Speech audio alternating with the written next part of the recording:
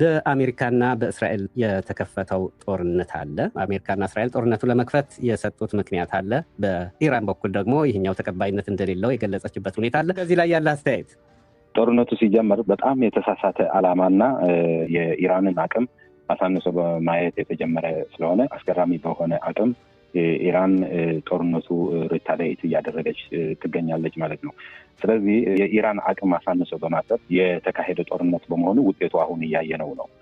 ዋናው ዓላማ የዚህ ጦርነት ዓላማ ግን የሚሊተሪ ጦርነት ሳይሆን የኢኮኖሚ ጦርነት ነው። ያ ነው ዋናው መንስኤ እና አሜሪካ ማረጋገጥ የሚፈልጉት ሌሎችን ለማንበርከክ እነ ኢራን ከነማን ጋር ይገናኛሉ፣ እነ ቻይና ምን ያገኛሉ፣ እነ ራሻ ከኢራን ምን ያገኛሉ፣ ሌሎችም በአሜሪካ በኩል እና በእስራኤል በኩል በዚህ በጣም የተሳሳተ ግምት ተወስዶ የተደረገ ጦርነት ነው። ከዚህ አንጻር እንግዲህ አቶ አብደራህማን ሰይድ እስቲ እስራኤልና በአሜሪካ እየተደረገ ያለው ጦርነት በኢራን ላይ ምንም አይነት ህጋዊነት እንደሌለው ይታወቃል። እነሱ ከኢራን የሚፈልጉት የኒውክሌር ጉዳይ ወይም የሚሳይል ጉዳይ ሳይሆን የነዳጅ ማመንጫ አንዱ እንደመሆኗ መጠን ኢራንን ከተቆጣጠሩና በኢራንን ደግሞ እነሱን የሚከተል መንግስት ከተከሉ በቀጥታ ቻይናን ሊያዳክሙ ይችላሉ። ምክንያቱም የኢራን ነዳጅ በአብዛኛው ወደ ቻይና ነው የሚሄደው እና በዚህ ምክንያት ይሄ ዋናው ዓላማ ሆኖ ቆይተዋል።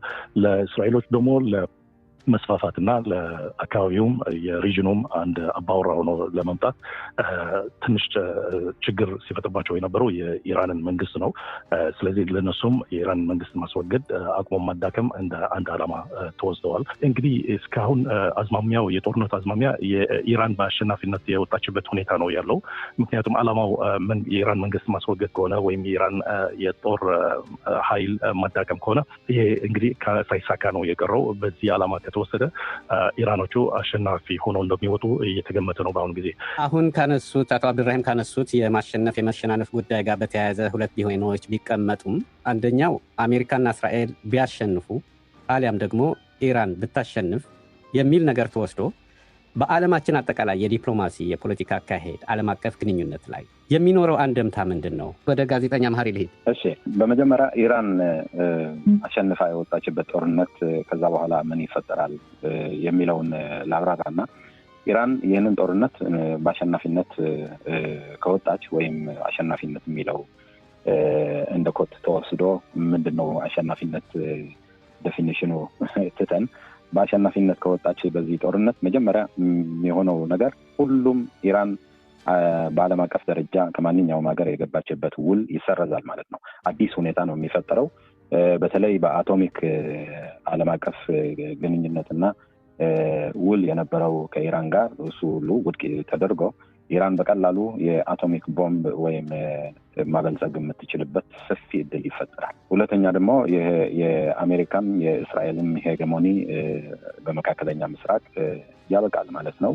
ትልቅ ተወዳዳሪ፣ ትልቅ አጋር ለሌሎችም በተለይ በአሜሪካ አንጻር የቆሙ ሀያላን ሀገሮች ትልቅ አጋርነት በአፍሪካ በመካከለኛ ምስራቅ ያገኛሉ ሊባል ይቻላል።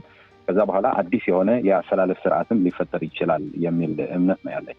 ምናልባት እዚህ ላይ አሜሪካኖች እና እስራኤሎች ካሸነፉ ግን እዛ አካባቢ ብዙ ውጥንቅጥ ነው የሚፈጠረው። ምክንያቱም በተለይ በአሜሪካ በኩል እኔ ትልቅ የሆነ መረር ያለ አቋም ነው ያለኝ። በአሜሪካን የዛሬ የዋሽንግተን አስተዳደር ባለው የዓለም አቀፍ እውቀትና የዓለም አቀፍ በተለይ በጂኦፖለቲክ ሁኔታ የዶናልድ ትራምፕ ፖሊሲና አቅም በጣም ደካማ በመሆኑ ብቻ ሳይሆን በጣም ልሂቃን የአሜሪካ ልሂቃንና እውቀት ያላቸው አማካሪዎቻቸውን ስለማይሰሙ ትልቅ መመሰቃቀል ሊፈጠር ይችላል በመካከለኛው ምስራቅ።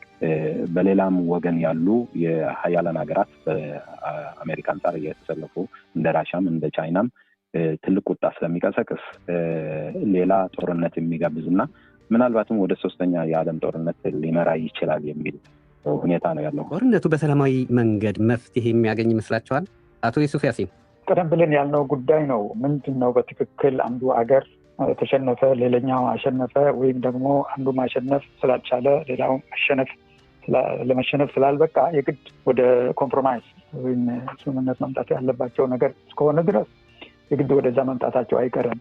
ይሄ ማለት እንግዲህ አሁን አሜሪካኖቹ እና እስራኤሎቹ የፈለጉትን ነገር እንደማይሆን እስካሁን የሚገባቸው ይመስላል።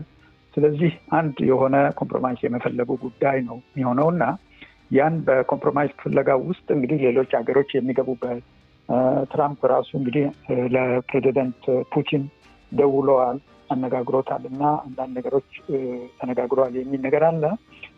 ትራምፕ ማነው ፑቲን ደግሞ የራሱ የዚህ የዩክሬን ጦርነት ስላለበት እነዛም የሚፈልገው ነገር ይኖራል እና በዚህና በዚህ ምክንያቶች አትሊስት የሆነ ለጊዜው ለሁሉም ተስማሚ የሆነ ጉዳይ ላይ ይስማማሉ ተብሎ ነው የሚገመተው። ይሄ ሲገመት ግን በብዙ መልኩ አንሰርተን ወይም ደግሞ ሊረጋገጡ የማይችሉ ማዕት ጉዳዮች ስላሉ ነው።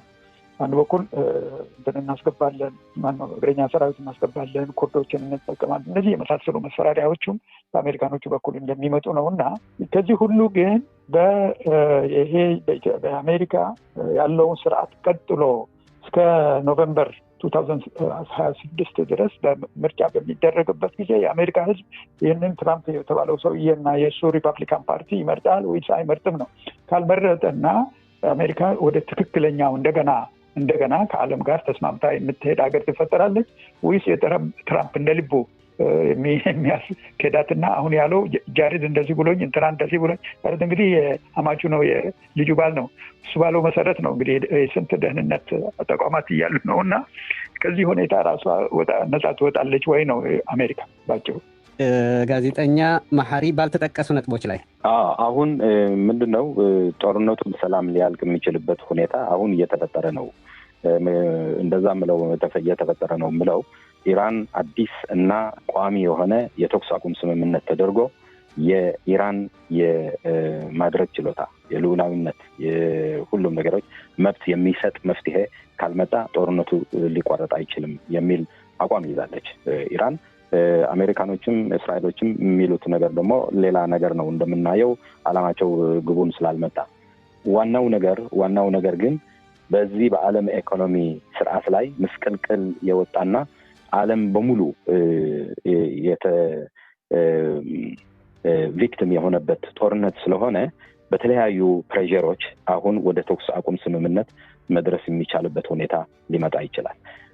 አስቀድመን እንዳልነውም ኢራን ይህንን ጦርነት ለማሸነፍና ለመሸነፍ ብቻ ሳይሆን እነዚህ ሁለት አሊያንስ ይዘውት የመጡ ዓላማ የኢራን መንግስት ቀይረው ረጅም ቼንጅ አድርገው ኦሊያውን ተቆጣጥረው ልክ ቬኔዙዌላ እንዳደረጉት ሁሉ ቀላል የመሰላቸውና አሳንሰው ያዩት አቅም ስላልተሳካ አሁን የኢራን ዲማንድ ግምት ውስጥ ያስገባ የተኩስ አቁም ስምምነት በዓለም አቀፍ ፕሬዠር እና በአሜሪካ ውስጥ ያለው ፕሬዠር ቀላል አይደለም። በዓለም አቀፍ በአሜሪካና በእስራኤልም ያለው ፕሬዠር በኔታንያሁ ፕሬዠር ያለው ቀላል ነገር አይደለም። ይህንን መቋቋም የሚችሉበት ሁኔታም የለም። በተለይ አሁን ኢራን በምታደርገው ጥቃት የእስራኤል ሕዝብ ከፍተኛ ጉስቁልና አጋጥሞታል። የሚወስዱት እርምጃ እስራኤል ውስጥ እያየነውና ስለዚህ ይህንን ጦርነት ባለው በጣም ኮንሲኩዌንሻል የሆነ ትሪት ለዓለም ኢኮኖሚ ስርዓትና የሰላምና የጸጥታ ያለው ከፍተኛ ጫና ምክንያት ተደርጎ በአጭር ጊዜ ቋሚ የሆነ የተኩስ አቁም ስምምነት ይደረጋል። ከዛ በኋላ ያለው ሜዳ ግን ለኢራን የተመቸ ይሆናል የሚል አንደምታ ነው ያለው። ምክንያቱም እስራኤልም አሜሪካም ካለፈው ያደረጉት የረጅም ቼንጅ እና የሌላ ሀገር ሀብት የመቀራመት ፖሊሲያቸው ሳይማሩ ሳያማክሩ ዓለምም ሳያሳምኑ የከፈቱ ጦርነት ስለሆነ ኮንሲኩዌንሱ ለእነሱ ነው የሚያመዝነው የሚል እምነት ያለኝ። ግን በሰላም ሊፈታ የሚችልበት ሁኔታ ግን ፕሬዠር ተደርጎ የተኩስ አቁም ስምምነት ይደረጋል የሚል እምነት አለኝ። ወቅታዊ መረጃዎች ቶሎ እንዲደርሳችሁ ቻናሉን ላይክ እና ሰብስክራይብ በማድረግ ይከታተሉ።